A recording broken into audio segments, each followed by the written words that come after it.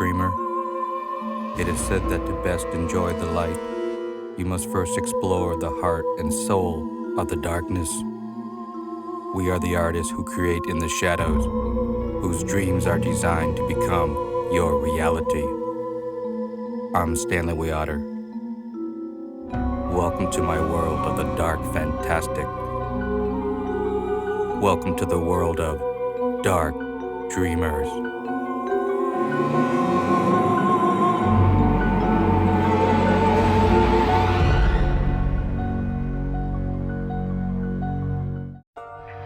Are you a dark dreamer? Artist and critic Chaz Balun most intensely is. A respected painter of works of fine art, Chaz is best known to dark dreamers as the field's most outrageous, and some would say most dangerous, film critic. The author of several critical studies of the horror film, Balun has amused, and more often shocked, his loyal readers with his incredibly caustic, yet often dead-on-target reviews. The so-called gore or splatter film is a subject he knows better than anyone, perhaps better than even he cares to know. Beyond his own infamous volumes of nonfiction, Balun has also authored two unforgettable short novels of what must be described as extreme horror. Chaz recently invited us to his home in Los Angeles for a refreshingly raw and most candid discussion of what is right and what has gone wrong with a contemporary horror film. How did you go from a watcher of horror films to a critic, or published critic of horror films? Probably because all the reviews that you read of horror films sucked. I mean, I just didn't have a feel for it. I mean, you kind of, if you're buying the Leonard Maltin, or I think it was Steven Schurer who used to do the companion to that, the video and TV and movie reviews. They seem to miss the point. They dismiss a movie like Texas Chainsaw Massacre, amateurish, drivel college students, attacked by a cannibal family, and they just whoa, they kind of missed the point of that whole thing. I mean, if they want to describe King Kong as like an 18-inch semi-articulated puppet, terrifying New York City, I mean, they could just really wreck shit with that stuff. But we had the Universal monsters, we had the cheap movies in the 50s. What about in the 60s and 70s when horror movies in many ways were really mirror reflections of the horrors that were going on around us? Horror movies really changed and really grew up in the 60s and 70s to some extent, wouldn't you say? Oh, absolutely. I mean, I think probably the first postmodern horror film would be Night of the Living Dead. Even as a kid, which I probably wasn't a kid when I first saw it, I was probably 20-something. But when you saw that movie, that was unlike anything you'd grown up with. That was just like an art school, college, trick question mindfuck here. We go, no, wait a minute. What are they? Now, the guy that saved everyone, this isn't right. Something's cockeyed here. But maybe that was reflecting a real changing shift in the world around us at that time. Because I grew up in the 60s, and man, that was a tumultuous time. Come on, I grew up seeing blacks hosed down with fire hoses and bitten by police dogs. And there were black fountains and white fountains. I mean, I'm from Compton. I was once a poor black child and stuff. Hung out with NWA, and then now I'm a surfer dude, former unreconstructed hippie gone to seed.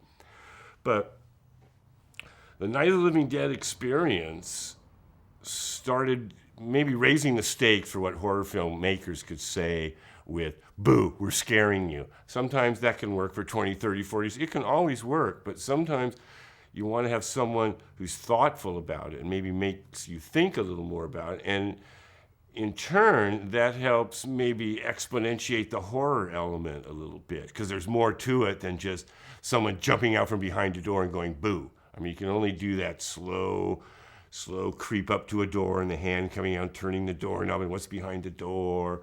And then you've got to have some more reasoning behind that.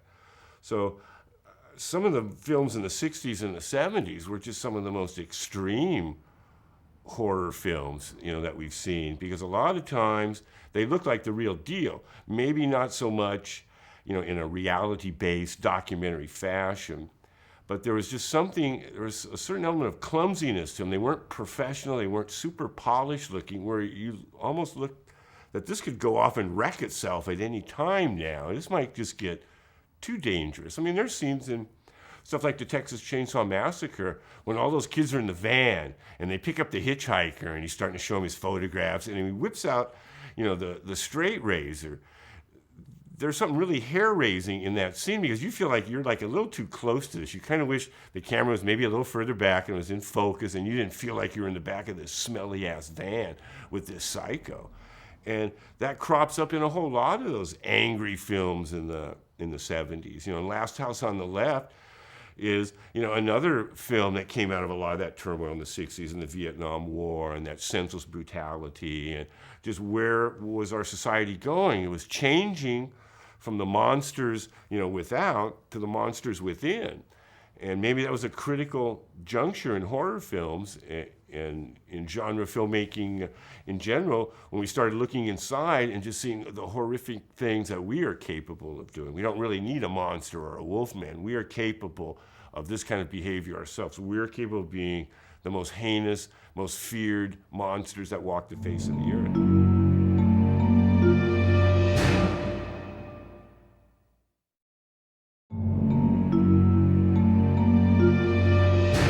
What is the lifelong passion that you have for the dark side? As we call this series Dark Dreamers. Why do you always have an interest in the dark side? If you're older and you've gone through certain things, and you've been in car accidents, you've gotten cancer, you've had operations, people have died, you've been in situations where you can really tell what fear and horror and being scared is. It's almost comforting to watch horror films. And when you watch the news and you just see how horrifying and terrible things are all around the world, that it's more fun, I think. It's almost a safe emotional release for things. And because you see things in a theater where it mostly mimics the dream state, it's dark, you're seeing flickering images, it doesn't have to be told in a linear sense or anything like that. I think you're just setting yourself up for a cool, dramatic experience that fear can be part of it, but exhilaration is also a part of it, and wonderment, and just marveling at how they did things, or just anticipating where they're going to take you with this, where you really, you aren't sure all the time. And that's kind of a fun place to go. And Christ, now the monsters and the special effects have gotten so amazing that every once in a while they really hit it. I mean, a lot of times, here's the CGI effect. Oh, gee, that really looks like he lost his head, and that's his neck stump there. But sometimes when they get it, you just sit there and you go, God, when I was a kid, I'd stay up till 3 a.m. It's the only time, The Lost Continent was playing, or these really crappy dinosaur movies, where they have the alligator lizards and they put fins on them and, fire off a firecracker near them. And they'd be jumping and wrestling and doing shit. And then you see something like in a Jurassic Park. Here's the Tyrannosaurus Rex. Here's this dinosaur. And even though the movie may blow and you don't like any of the acting, you just kind of stop there for a moment. And there's this huge connection that leaps across, millions of miles of neurons from fans all over the world, kids that grew up with dinosaurs. And there's this amazing thing that happens. And you remember when you were 5 years old seeing these films again, and then they did it right, and just there's that match, and maybe that's only 10 or 15 or 20 seconds worth or whatever, but it still seems to be potent enough to sustain you. So I think the fear and the horror and being scared is part of it, but there's also a bigger picture of it's an exploration of some unknown, uncharted lands. And when you've gotten into a civilized technological society where so much information is available 24 hours a day, whether it's on the internet, whether it's on cable, on all these news stations, here's this small little sliver of the world and the cosmos that they don't have all the answers are. That you could be in some hole in the dark and start hearing that noise. And that doesn't matter if you're a PhD or you're a cop or you're armed or you're some tough macho guy. You can still wet yourself by just being in those kind of situations. If I could make my reviews more entertaining than these crappy ass films and then impart some manner of lesson or wisdom, so much the better. And have a little fun with it. I mean, I don't have to sit down and write about a movie like I got a 5-foot broomstick handle shoved up my ass or something. I can just have some fun and compare it to this thing that happened in this movie. I can compare the eye poke sequence in Zombie with the Stargate sequence in 2001, and fuck it if you don't get that. But still, you just, whoa, maybe it made you think about both sequences in a different fashion. And God knows we got enough anal retentive fanboys out there that are detailing every nanosecond of every movie that they've ever seen, including the French version and the German version and the PAL version, which is 11 seconds longer because the time compression is different, in this province in Germany. And they're missing the point out of all this stuff. And I always thought I could have fun with it. And yeah, be brutal and cruel and critical, but only when they deserved it, of course, which is all the time. And not depend on this 100% that no matter how this goes, I will be perceived as this person, by the rest of the world. If that's all I had on just ragging on horror directors, what kind of life is that? I mean, people have described critics as people who teach running to the legless. And I always figured, well, I can criticize this, but I have to be able to do something on my own. I can't just be criticizing what other people have done. That's hard to create shit out of nothing. My books aren't out like, Leonard Maltin and all these people in the bookstores where they're, just mass marketing. But I think it's important that there's a voice out there that smells the fart in the elevator and isn't shy about calling somebody on that. I would think people would say, thank God there's someone like him out there that would just stand up and go, that stinks. It made $150 million. All the critics liked it. All the fans liked it. But you didn't, and you stood your ground, and you had whatever you had to say about it. But it was honest. And I think that's what fans, that's why they buy the books, and that's why they relate to that kind of material, because I'm not on some press junket. I'm not blowing some horn for some PR firm or for this movie or for some magazine. I'm calling them like I see them.